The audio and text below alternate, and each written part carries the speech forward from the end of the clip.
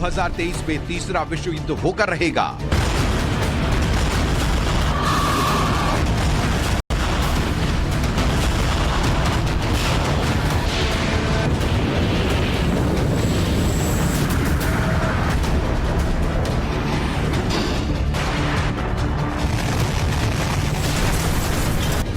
क्या 2023 में 77 साल बाद एटम बम का इस्तेमाल किया जाएगा?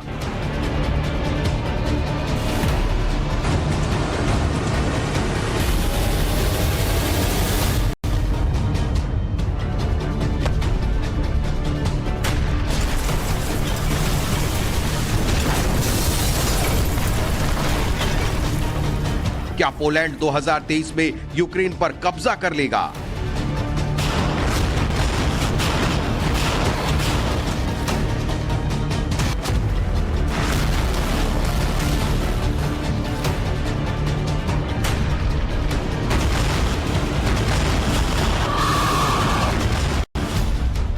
क्या जैविक हथियारों से 2023 में हजारों लोग मारे जाएंगे?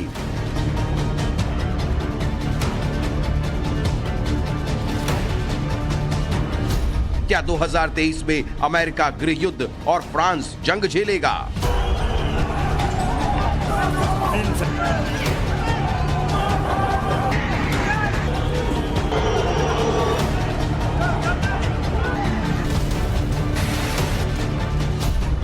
क्या ब्रिटेन की वजह से यूरोपियन यूनियन दो फाड़ हो जाएगा?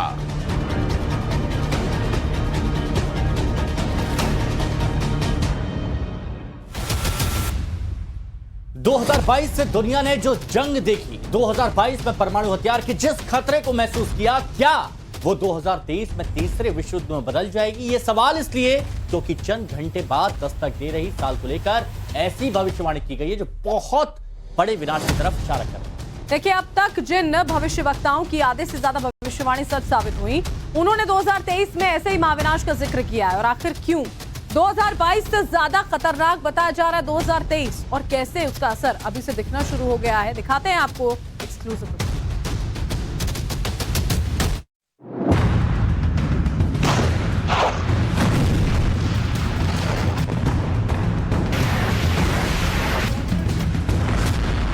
2023 में तीसरा विश्व युद्ध होगा, जैविक हथियारों का इस्तेमाल होगा, अमेरिका गृह युद्ध में फंसेगा और पेट्रोल की कीमतें रिकॉर्ड तोड़ बढ़ेंगी।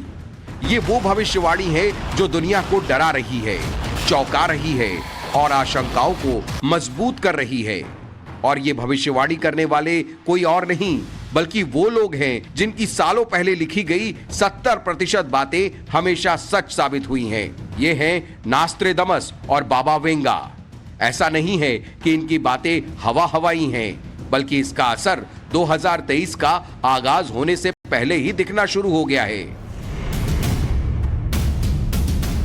फ्रांस के 16वीं शती के नास्त्रेदमस ने लिखा था कि 7 महीनों का महान युद्ध, जिन लोगों ने भी बुरे काम किए हैं उनकी मृत्यु होगी, बहादुर लोग राजा के आगे नहीं गिरेंगे।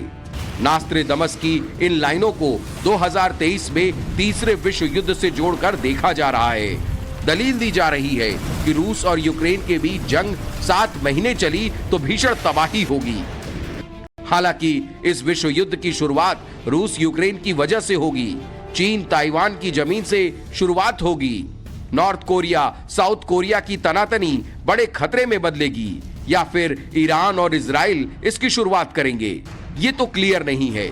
मगर जिस तरह दुनिया के ये मुल्क थर्ड वॉर के ट्रिगर पॉइंट बनते जा रहे हैं और एक दूसरे के खिलाफ मिसाइलें और बमों का इस्तेमाल कर रहे हैं, वो इशारा कर रहे हैं कि नास्त्रेदमस की विश्व युद्ध वाली भविष्यवाणी सच साबित हो सकती है।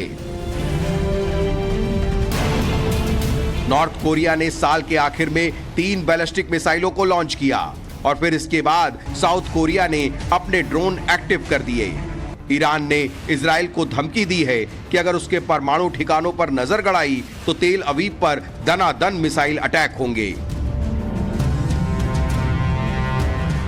चीन और ताइवान के बीच जो टकराहट दिख रही है वो 2023 में बड़े हमले की वजह बन सकती है।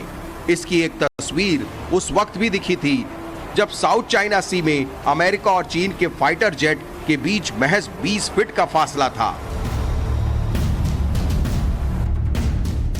रूस भी यूक्रेन को बार बार परमाणु हमले और तीसरे विश्व युद्ध की धमकी देकर चेता चुका है। 2022 में ही 12 न्यूक्लियर लैस मिसाइलें डिप्लॉयड की। 2022 का साल यूक्रेन के लिए सबसे बड़ी सजा थी और साल का ये आखिरी दिन उस गम को बयां भी कर रहा है। नास्ट्रेडेमस और बाबा वेंगा की भविष्यवाणी 2023 के विश्व युद्ध को लेकर और डरा रही है, क्योंकि यही वो जगह है जहां पर नया साल नहीं मनाया जा रहा है। आपके मन में सवाल होगा कि रूस और यूक्रेन की जंग तीसरे विश्व युद्ध की वजह कैसे बन सकती है? कैसे चीन और ताइवान की दुश्मनी लाखों लोगों की जान ले सकती है?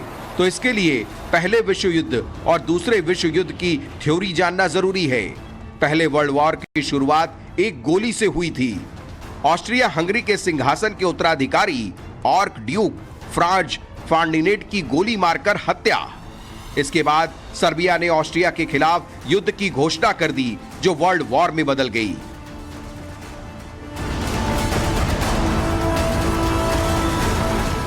इसी तरह दूसरा विश्व युद्ध भी ऐसे ही शुरू हुआ था, जो कि मौजूदा वक्त में दुनिया के कई देशों में देखने को मिल रहा है। जर्मनी की सेना ने पोलैंड के वारसा पर हवाई बम बरसाए थे, जिसके बाद फ्रांस, ब्रिटेन और राष्ट्रमंडल देशों ने जर्मनी के खिलाफ मोर्चा खोल दिया। ऐसे में 2022 में जो हालात बने हैं, वो 2023 में तीसरे विश्व युद्ध की वजह न बन जाएं। इसके लिए हर कोई वॉर ट्रेनिंग ले रहा है। नास्ट्रेडमस की 2023 में तीसरे विश्व युद्ध को लेकर एक और भविष्यवाणी बताई जा रही है, जिसमें लिखा है, गेहूं इतना ऊंचा उठेगा कि आदमी एक दूसरे को खा जाएंगे। दुनिया इन लाइनों को रूस और यूक्रेन युद्ध से जोड़कर देख रही है। जिस तरह इस जंग में दुनिया भर में गेहूं की कमी हुई है, वो बड़े आर्थिक संकट की आहट भी नजर आ रही है। 2022 में यूक्रेन ने 40% कम गेहूं का उत्पादन किया। इसका असर उन देशों पर 2023 में पड़ने वाला है, जो इनसे बहुत बड़ा हिस्सा खरीदते थे। मिस्र, तुर्की और बांग्लादेश ये वो देश हैं जो रूस का आधा गेहूं खरीदते थे, जबकि इंडोनेशिया, फिलीपींस, तुर्की, मिस्र और ट्यूनीशिया यूक्रेन से गेहूं लेते आ रहे थे। नास्ट्रेडमस की तरह ही बाबा वेंगा भी अपनी भविष्यवाणी के लिए मशहूर मानी जाती हैं। बुल्गारिया की बाबा वेंगा की 2023 के लिए ऐसी ही कई भविष्यवाणी बताई जाती है, जिसमें जैविक हथियारों के इस्तेमाल की सबसे ज्यादा चर्चा है। बाबा वेंगा की सालों पुरानी लिखी लाइनें हैं, बड़ा देश बायो वेपन का प्रयोग दूसरे देशों पर कर सकता है। इस अटैक में हजारों लोग मारे जाएंगे और तबाही दिखेगी।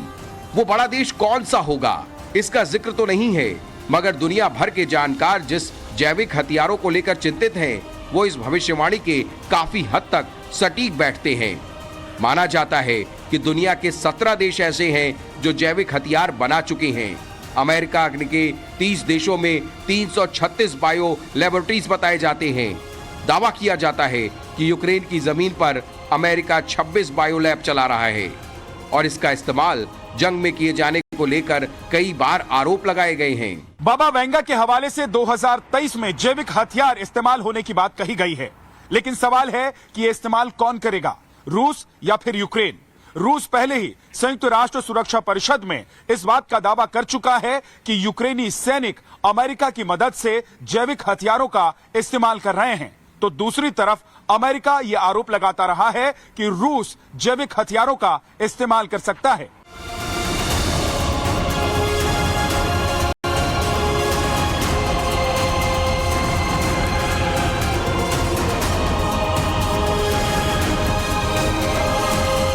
दुनिया के कई मुल्कों में कहर मचाने वाला कोरोना चीन की देन माना जाता है और इसे कई जांच एजेंसियों ने जैविक हथियार तक करार दे दिया है।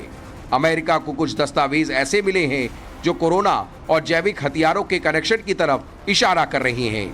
इसी के बाद से ये चर्चा तेज हो गई है कि बगैर सेना भेजे दुश्मन देश को बर्बाद करने का नया तरीका है जैविक हथियार, और अगर 2023 में इसका इस्तेमाल हुआ तो बहुत बड़ा संकट गहरा जाएगा। टाइम्स नाउ के लिए वॉर जोन से विद्यानाथ झा।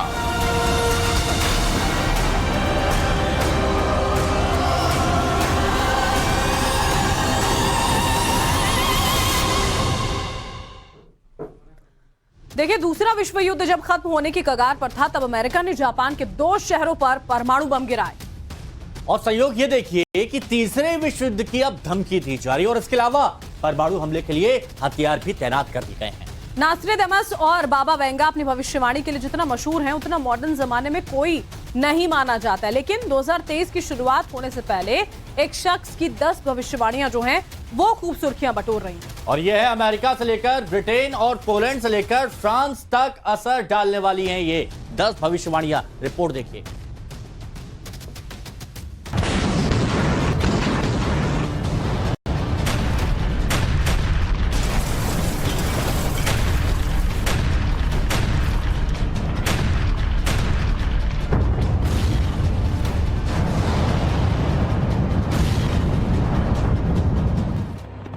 जिस यूक्रेन पर परमाणु अटैक का खतरा है, जिस अमेरिका ने यूक्रेन को सपोर्ट किया, जिस फ्रांस ने यूक्रेन को हथियार भेजे और जिस ब्रिटेन से यूक्रेन के बाद सबसे ज्यादा चिढ़ता है रूस, उस मुल्क के पूर्व राष्ट्रपति 2023 की भविष्यवाणी कर रहे हैं।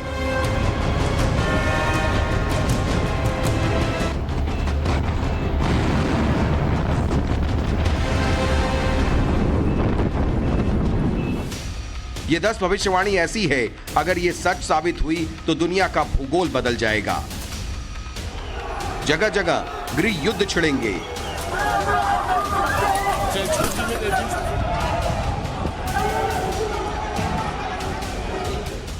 और टुकड़े टुकड़े में बंट जाएगा मुल्क। ये हैं रूस के पूर्व राष्ट्रपति और रूसी फाउंडेशन की सिक्योरिटी काउंसिल में मौजूदा डिप्टी चेयरमैन दिमित्री मेदवेदेव। 2023 के आगाज से ठीक पहले इनके 10 अनुमान दुनिया को हैरान कर रहे हैं, जिसमें सबसे बड़ी भविष्यवाणी ये है कि अंतर्राष्ट्रीय बाजार में तेल के दाम $150 प्रति बैरल तक पहुंच सकते हैं। साल 2023 में अमेरिका के कैलिफोर्निया में गृह युद्ध छिड़ेगा और टेक्सास स्वतंत्र राज्य बन जाएगा। पोलैंड और हंगरी यूक्रेन के पश्चिमी क्षेत्रों पर कब्जा कर लेंगे। उत्तरी आयरलैंड ब्रिटेन से अलग होकर आयरलैंड गणराज्य में शामिल हो जाएगा। ब्रिटेन फिर से ईयू में शामिल होगा और यूरोपियन यूनियन टूट जाएगा। फ्रांस और चौथे राइट के बीच युद्ध छिड़ेगा, जिससे यूरोप बंट जाएगा। इस प्रक्रिया में पोलैंड का पुनर्विभाजन होगा। दिमित्री मेदवेदेव को भविष्यवक्ता के तौर पर रूसी मीडिया में प्रसारित किया जा रहा है और इसका असर बताया जा रहा है कि पुतिन का वो फैसला जिससे तेल के दाम बढ़ सकते हैं। पुतिन ने एक फैसला किया है जिसके मुताबिक 1 फरवरी 2023 से रूस उन यूरोपीय देशों को तेल का निर्यात नहीं करेगा जो तेल और तेल के उत्पादों की कीमतों को तय करने की जिद कर रहे हैं। चेक रिपब्लिक, स्लोवाकिया, जर्मनी और पोलैंड वो देश हैं जिन पर इसका असर पड़ेगा। रूस का कहना है कि ये प्रतिबंध 5 महीने तक जारी रहेगा और फिर इससे यूरोप के देशों में तेल महंगा हो जाएगा। यूक्रेन के कुछ हिस्सों पर पोलैंड के 2023 में कब्जा करने वाली भविष्यवाणी की वजह उस मिसाइल से जोड़ी जा रही है जो इन दोनों देशों के बीच भविष्य में विवाद पैदा कर सकती है।